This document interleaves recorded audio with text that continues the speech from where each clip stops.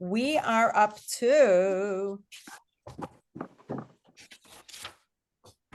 I'm sorry, I was do so not involved in apologize. trying to All get good. home.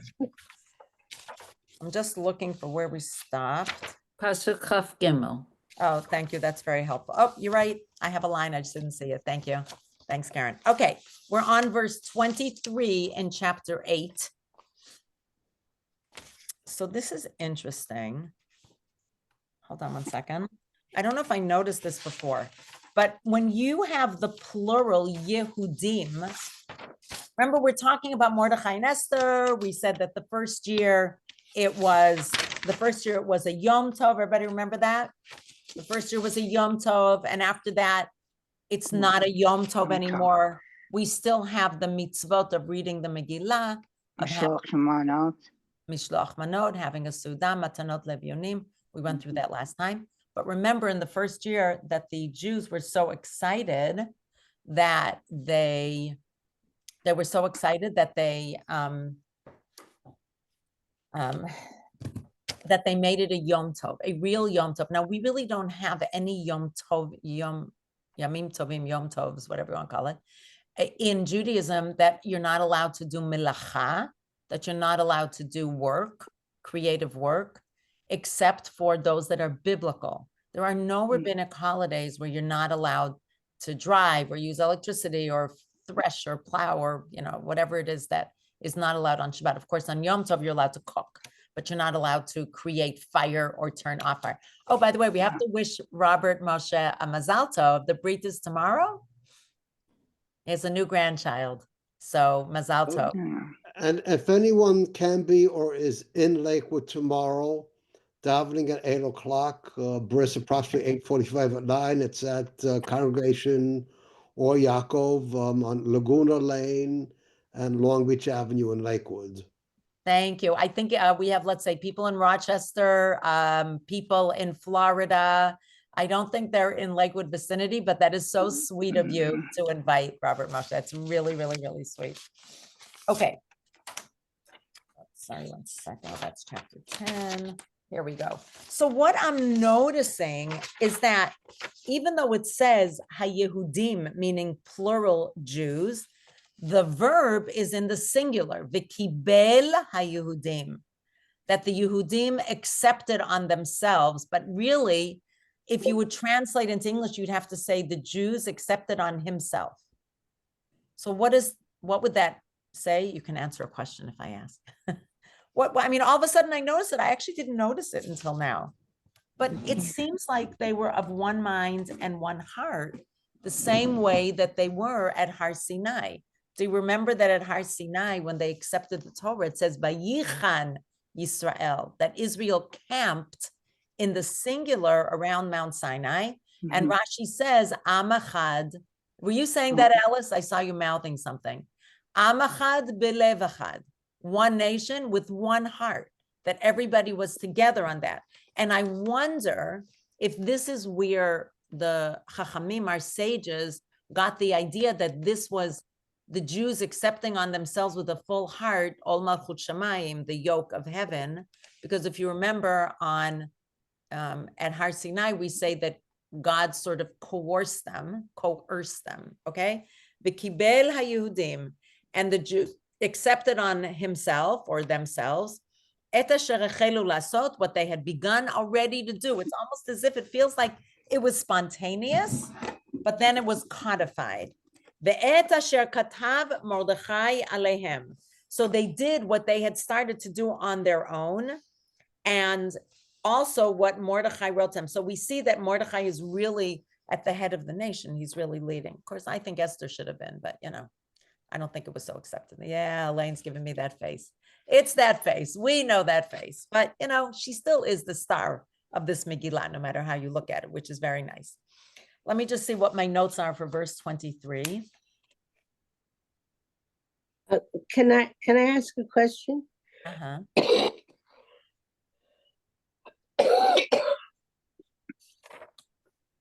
Yeah. Oh, sorry, it was 22. I missed something on 22. Yes, ask your question. I'll see if I have time to answer it. I didn't realize, was it at that time that they were considered a nation? I thought it was later. Well, they were already considered a nation. If you read the Parsha, you'll see that it's already in Exodus, that it says the nation. So I think we were a nation already when we left Egypt. We left Egypt. Yep. So way back. Okay. What I skipped from verse 22, because I wrote in my notes verse 23, I made a mistake, is that this is where we learn in verse 22 the mitzvot of the day that Felice was mentioning as well. So we have Yemei Mishteh v'Simcha, days of, go back to 22, days of feasting and joy. Joy. Mishlo, so what is feasting and joy? That's the Seudat Purim. Right? We actually have a mitzvah to have a meal on Purim. Remember, we said it's a Chatzi Chag. It's a half holiday, which is why we have, some people make kreplach, or you can make stuffed cabbage if you eat meat, because it's like meat is the sign of a holiday and joy. So we hide it. It's just a cute way of doing it. And who doesn't like kreplach? I mean, I love it. Can't eat it anymore because I'm gluten-free, but I certainly loved it growing up. My mother makes amazing kreplach. I think By the I way, ever ate it. What? I don't think I ever ate it. Kreplach are so good if you like dough with meat inside. It's so yummy. But kreplach dough is very hard to work with. I once made it from scratch and I'm like, no, never again. Not worth it. Go to the store, buy it. They do it better. I don't need to deal with it. This is before I was gluten-free. Yemei mishteh v'simcha. Wait, sorry. Mishloach manot. So that's the second one, to send mishloach manot.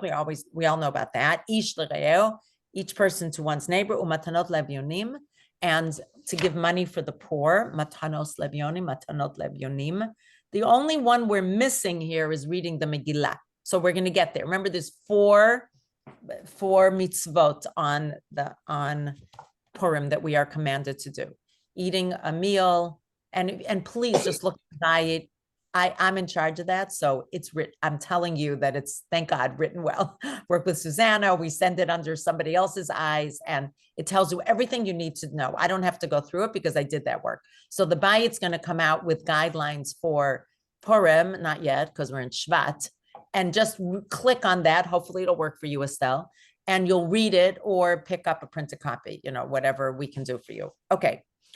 So that was in verse 22, and verse 23, I'm again now noticing that it says it in the singular.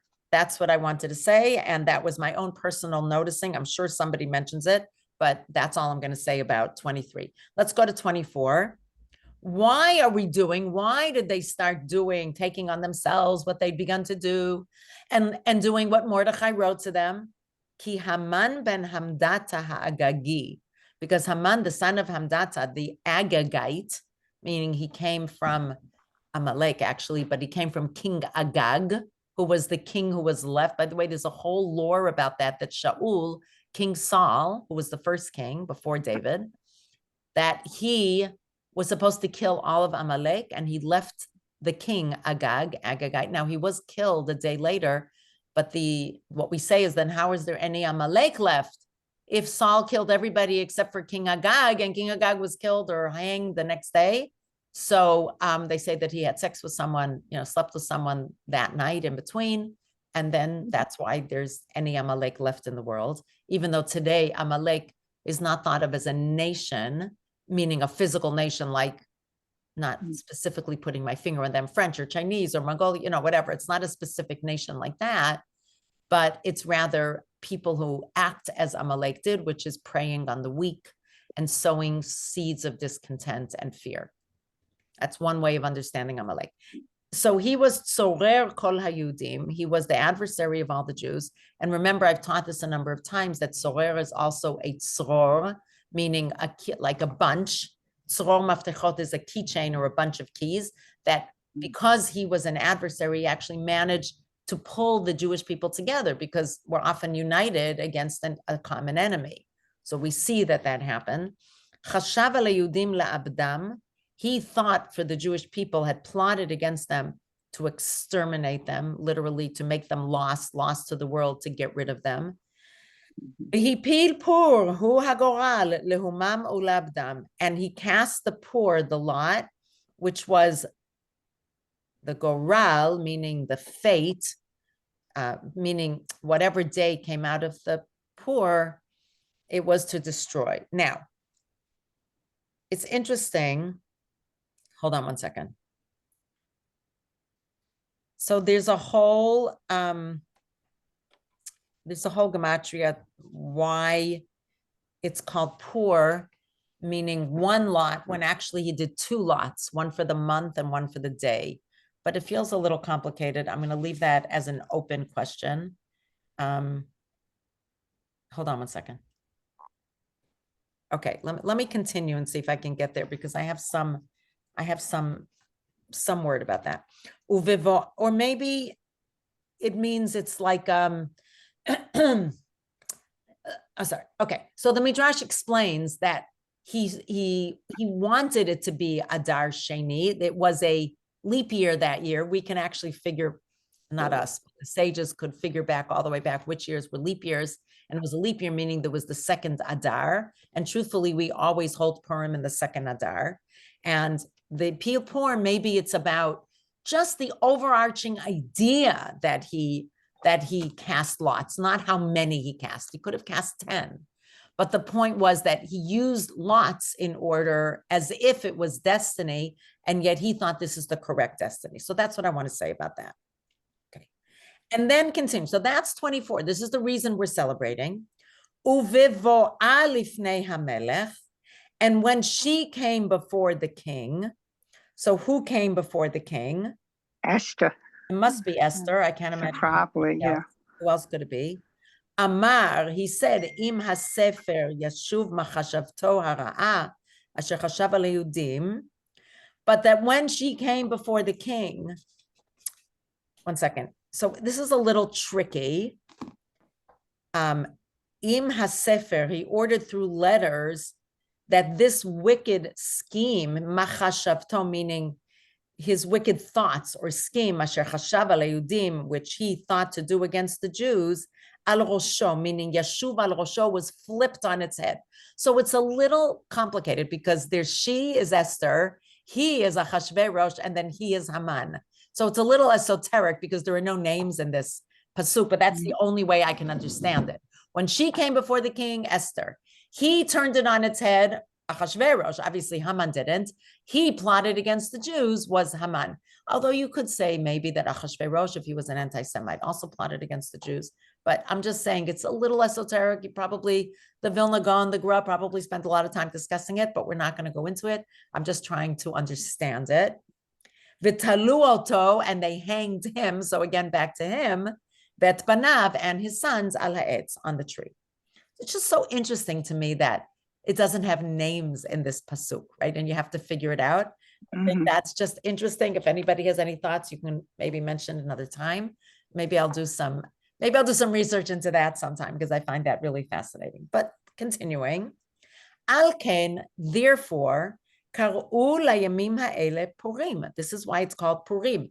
Maybe it should have been called Pur, meaning that one lot, but it specifically is called Purim. Al shem hapur, after the name of Pur, meaning lot. Al ken al kol divrei ha'igeret hazot, because of all the words of this letter, meaning this Megillah. Al ken, wait, al kol hazot, umar ra'u al kacha umar hagia alehem.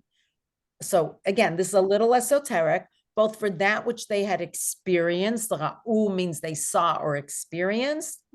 Umar hagia alehem, like what occurred to them. Let me just see what I wrote about here. I just want to say that, okay, so here, just want to say that the word Purim comes from lot. So there's an explanation here. The month, meaning Adar Sheni, was actually a month and a day that was bad for the Jews. But we did v'nafochu. We turned it on its head because the Jews did full tshuva.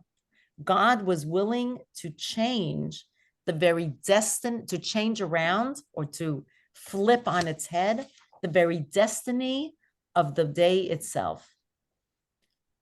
I wonder if October 7th, which is in English, it's a Simchat Torah in Israel, but it's an English date, that could ever be flipped on itself, or Tisha B'Av could ever be flipped on itself.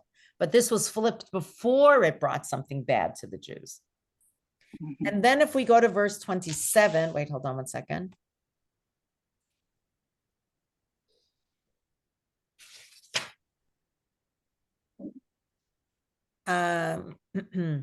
Okay, so this is actually a beautiful explanation. Okay, do you remember when Haman cast the lots? Does anybody remember?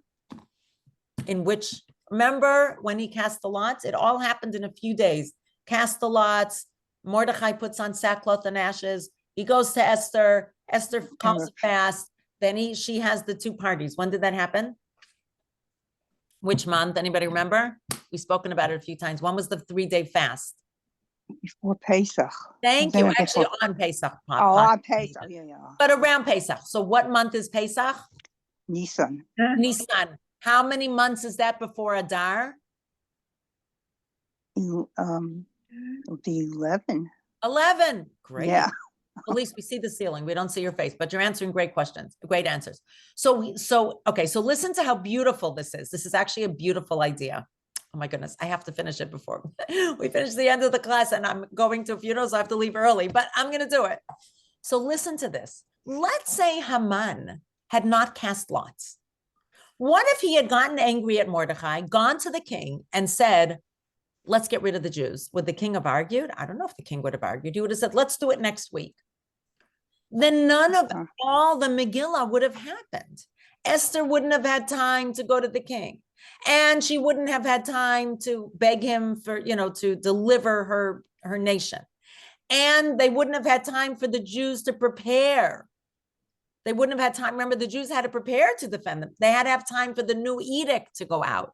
It takes time for edicts to go out to 127 provinces. Everything that happened over the 11 months wouldn't have happened if Haman had not cast lots.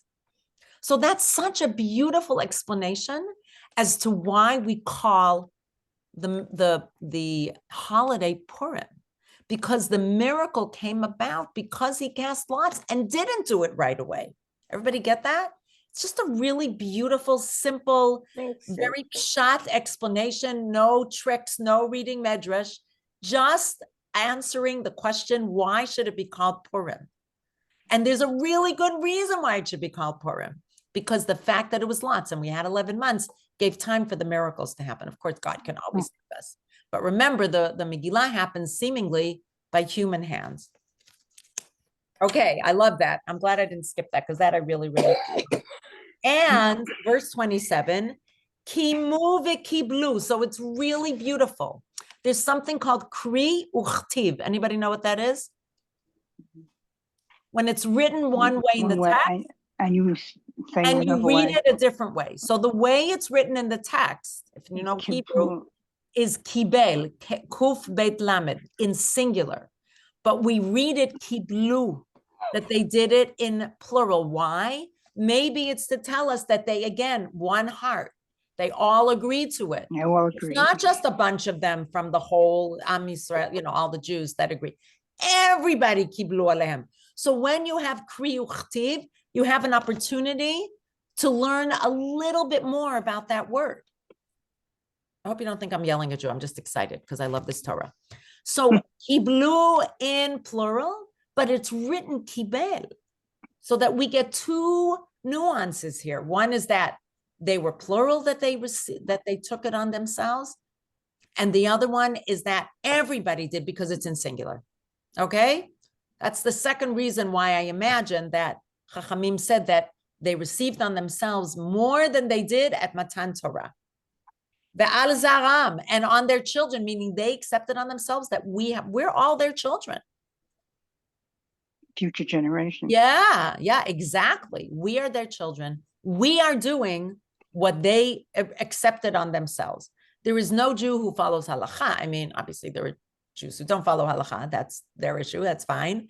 But I mean, I'm not judging them. They still know when Purim is. They may get dressed up, or their kids may get dressed up. They may not.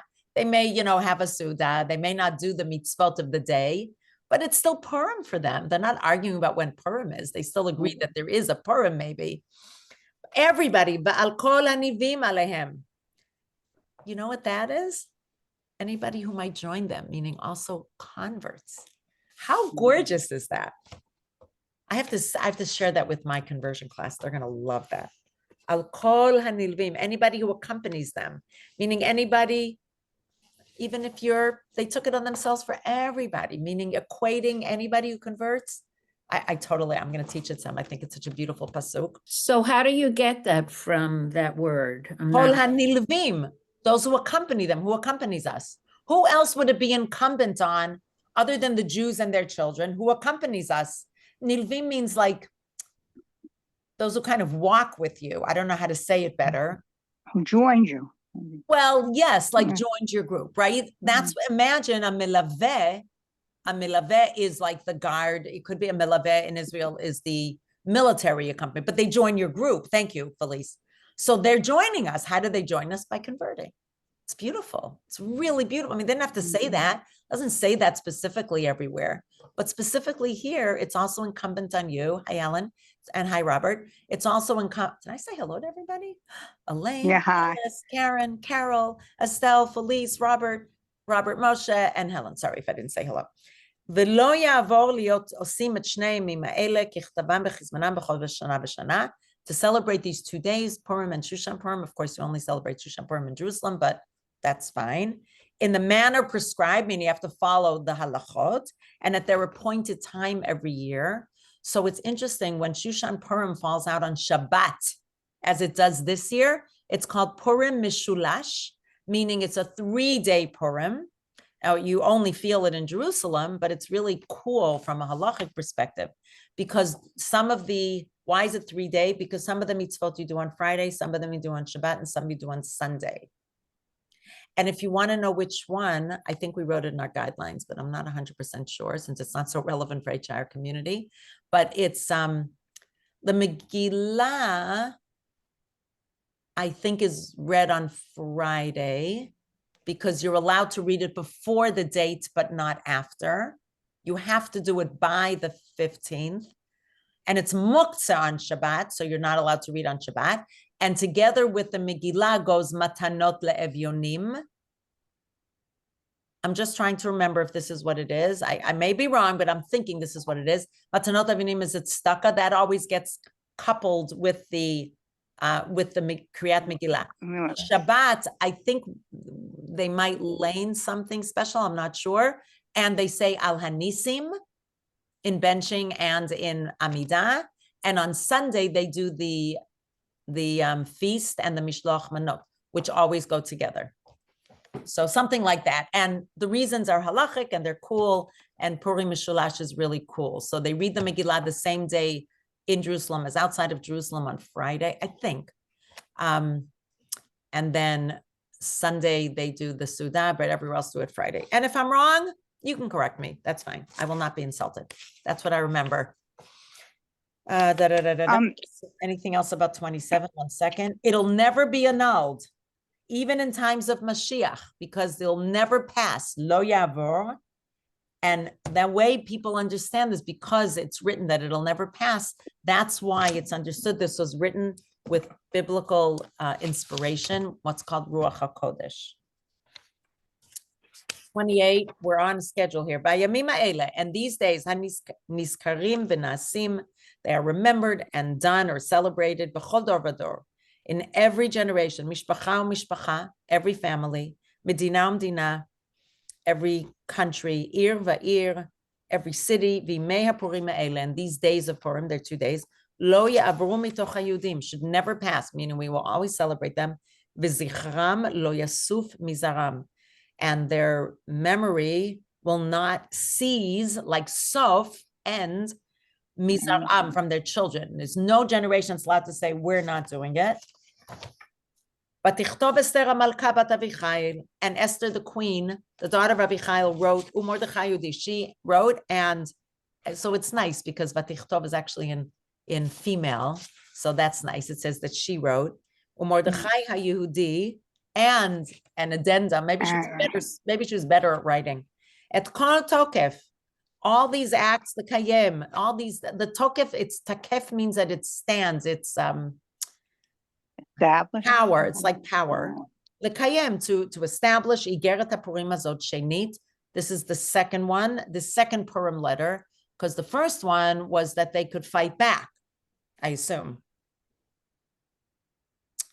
Vayishlach Sfarim, Vayishlach probably either means Achashverosh or Mordechai, El Kol HaYudim, to all the Jews, at Sheva V'Esrim U'Mea Medina, 127 provinces, Malchut Achashverosh, that's in Achashverosh's kingdom, Divrei Shalom Ve'emet, words of peace and truth.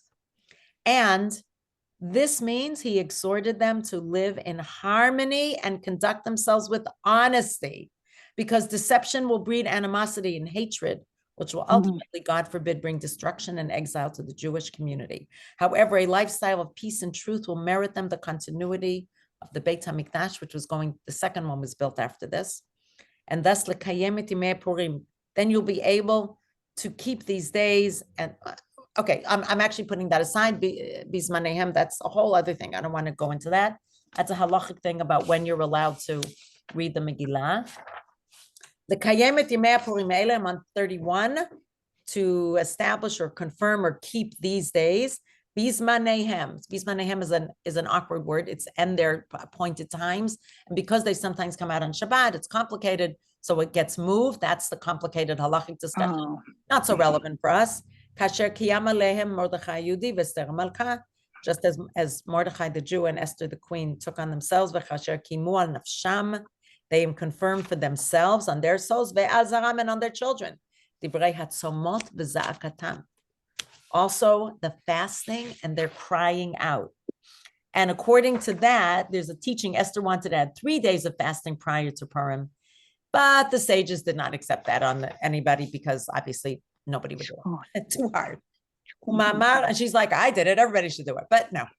But we should remember that Tanit Esther is actually a day of crying out and fasting, right? It's a day of, even if you can't fast, like medically, you still should do something and cry out.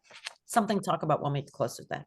Umamar Esther, and the order, Ma'amar is like an article, a newspaper article in modern Hebrew, but it comes from the word Amar, the words that she said, Hiyam Divrei Purim Me'ele v'nichtav b'sefer, confirmed these matters of Purim, and it was written in the book. The only thing kept was Esther's words about the days of Purim, but not the 3-day fast. Okay, see the book of Esther, page 62. 1 second, I made myself a note.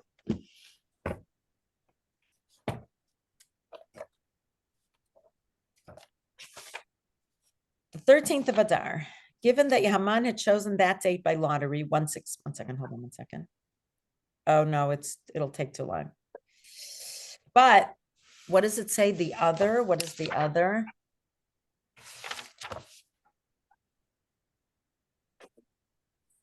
Oh, there is a note here that not all non-Jews are enemies. In fact, many help the Jews. The enemies were only those who sought harm to the Jews. Just want to say they seemed highly motivated. For one might have expected strategic or tactical withdrawal in light of all that happened, but did not occur, which is why, right? Because given that the Jews could fight back, why didn't they just give up? No, they still wanted to attack the Jews. Okay, chapter 10, 3 psukim. Vayasem hamelech Achashverosh, and King Achashverosh set or levied mass attack. So, in Israel, because everybody knows Hebrew, whenever they sing that, everybody goes, boo, just like for Haman, because, taxes, even though honestly, you do need taxes as long as they're used wisely, but that's okay. Al haaretz, on his whole land, v'yei hayam, and on the islands of the sea. I don't know why that's important to say. V'chol maasei tokpo gvurato, and all the acts of his strength and might, uparashat gedulat Mordechai, and the full account of the greatness of Mordechai, asher gidlo hamelech, who the king raised up. Elohim ktuvim. By the way, here's Hamelech without a Achashverosh, meaning, well, Judy isn't here, but that Hamelech God, maybe the king, God, the king God, as opposed to the king Achashverosh, really raised him up. That's the hint to it. Elohim ktuvim. They are written as Sefer Divrei Yamim, in Divrei Yamim, the chronicles of Malchei Madai Paras, of the kings of Media and Persia. I don't know where that is, that particular book, but it's saying that it's written also in the non-Jewish chronicles.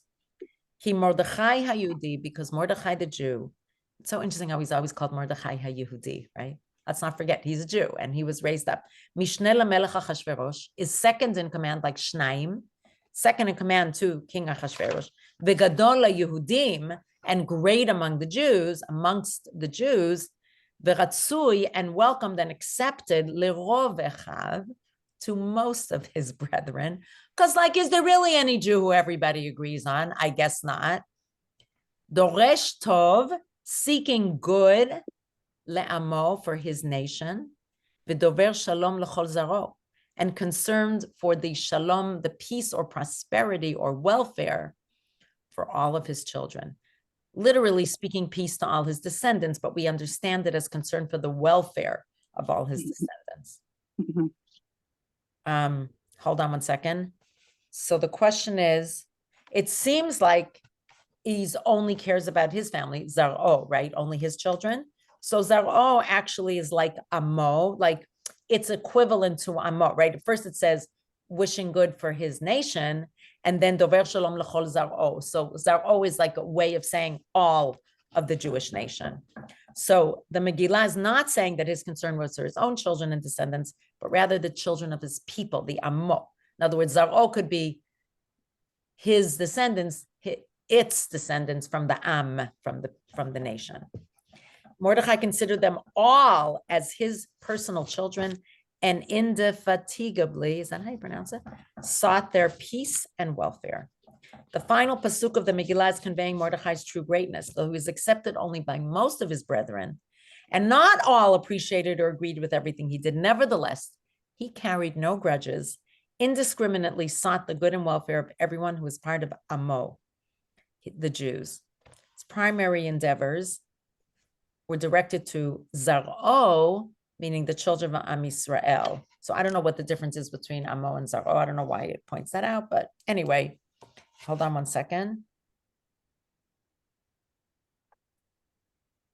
Oh, that's so cool.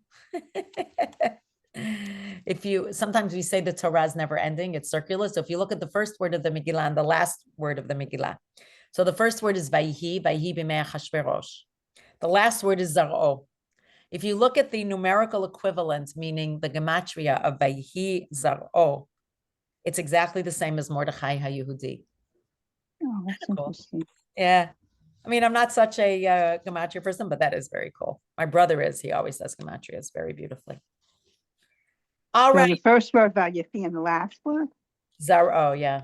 Mhm. If you'd have to look it up. I'm not doing it now, but I'll Mhm. do it afterwards. But I just wanted to read that because I thought that was cool. So I'm glad we finished on an upbeat note, which we know that the Megillah finishes. So listen, we spent a lot of time learning Megillat Esther. I loved it. I loved learning with this group. And I have to say, chapter 9 was, I mean, it was all beautiful, but chapter 9 ended up giving the best and deepest and most philosophical discussion. And I want to thank everybody who joined in those discussions. I will say that I will try, if I can, to keep each psalm that we will learn to one shiur, unless it for some reason when I read it, when I prepare it, it lends itself to more. But I would like to do that. I think it would be very nice to do each time one psalm. And if we don't get to, if we don't learn everything that I prepared, that's okay. But I'm always welcoming. I always want to welcome discussion. And it's just been such a delight for me. I cannot tell you how much I've looked forward to this class every week. I just love learning Megillat Esther. I really ask for everybody to read the drasha that I wrote this Shabbat because it was inspired by this class. And I think gives some answer to some of the questions. And I hope you will enjoy reading it as well. And yeah, Felice. Yeah, just a quick question. I want to know, first, who wrote the Megillah? Well, Megillah. Mordechai and Esther.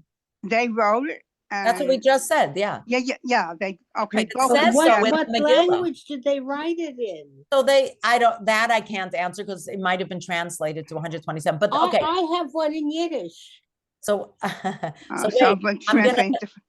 I want to finish with when we get to Purim, you can also ask me these questions, but there's a very interesting halacha, and that is that you can read the Megillah it's kosher to read it, to hear it in loazit, I can't remember if that's the word that's used, in Greek or in Hebrew. Now, there's a halacha that says that if you know Hebrew, you have to hear it in Hebrew. But if you don't understand Hebrew, you can fulfill the mitzvah hearing it in Hebrew, even if you don't understand it, or in a language you understand. And Mhm. Rabbi Linzer and Rabbanit Dvorah Zlotchauer, there's one of their children said, I don't understand the Hebrew. Why can't we have a Megillah in English? And you can. And they had a kosher one written in English.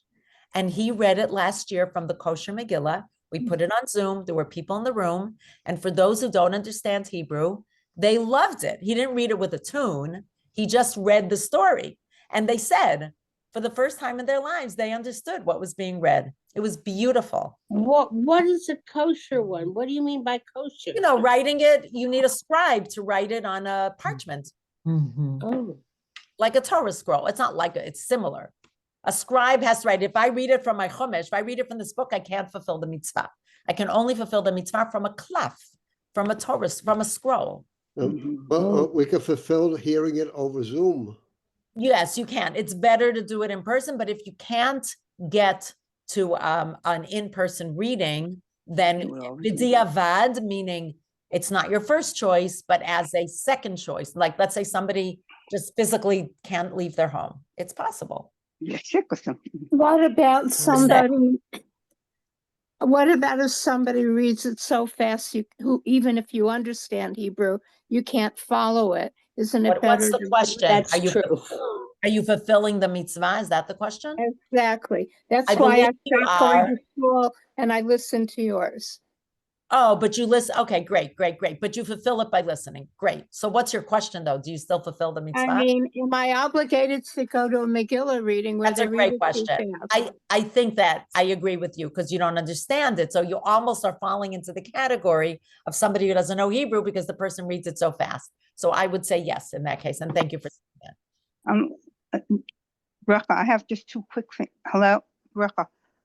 How do we know that it was the second Adar? It doesn't say. I was looking up now in the beginning of when when Haman cast the lots. It just says Chodesh Adar. How do we know it was Chodesh Adar They knew, Sheni? so they knew that it was a leap year that year. How did Right. they know that he cast lot? I'd have to go back and. Oh no, I'm saying that would be not the first Adar, would be in No, the Felice, second. you asked the question, why not the first? I hear that. I hear your question. So, so they know it was a leap year. I don't remember exactly how they figured out that it was a month before. I don't remember how many months went by, or they just assumed it. I can't answer that question. I'm sorry. Okay, and the other quick thing is in Parak But 1 second, but Felice, it also makes sense because every year you have second Adar, but there are years when you don't have the first Adar. right. So it doesn't make a lot of sense to set up a holiday that sometimes is on the right day and sometimes on the wrong month. Like that would make no sense. Oh, so in Like other words, setting up a holiday on February 29th and you can never observe it except, once every 4 years. 4 It doesn't years. make a lot of sense. Oh, so it should be off for all the time, for any year. And also in Parak Tet, in Pasuk Tet, the Vatichtov, the Tuf is very large. Yeah. So why would that be? Is there any reason for that? There's always reasons. It's either to emphasize it, to highlight it. I'm sure there's many reasons. If you look in the Torah, there are also letters that are big and small. And what it does Yeah, right. is that it allows us to give midrash on it, right? It gives us a place to talk about it.